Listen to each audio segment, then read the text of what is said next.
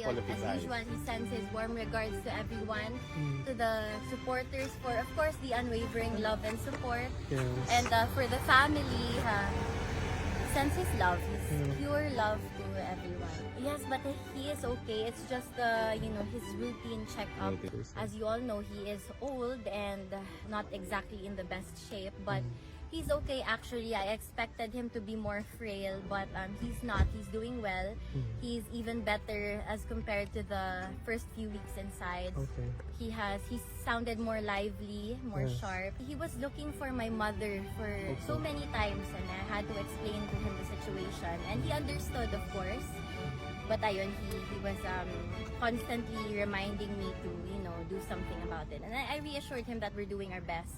But as of now, I'll be the one who will be visiting him inside. I'll be honest with you, not much.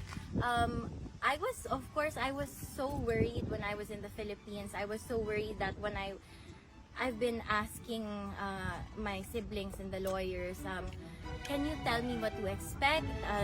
Should I expect a thinner dada, a thinner papa? They kept reassuring me na he's doing good, there's no difference. And when I saw him inside, ayun nga, they were right.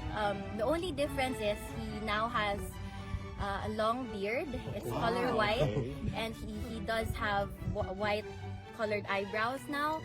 And ayun, but his hair, ayun, maarte kasi yun. So meron siyang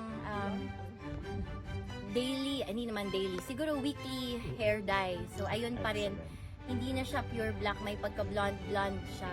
So sends his regards to my sister, and he told her that he is extremely proud of her.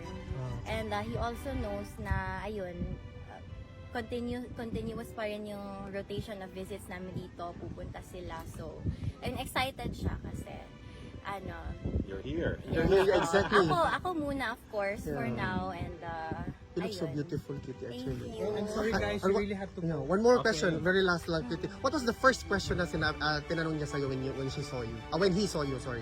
Actually, it wasn't a question. He said, ang laki ko na daw. He did in a way na A woman, lumapad ako, yeah. but I think he Grew taller. thinks that I'm taller now. Maybe it's because of the slippers I'm wearing, but kasi he was wearing flat slippers, so I think this added to my height. But ayun, he was surprised to see me. Sobrang tangkad ko na, almost his height. Kasi ako yung pinakamaliit sa amin. But he was happy to see na I was growing. I mean, I'm not growing anymore, but that's He what knows thought. you're here Yes. 4 times a week for Yes, him. yes. Kitty, welcome back to the Netherlands. Thank It's good you to so see you. much. And see you later, ha? Yes, thank you. Mabuhay ka, Bye. Kitty. Yan.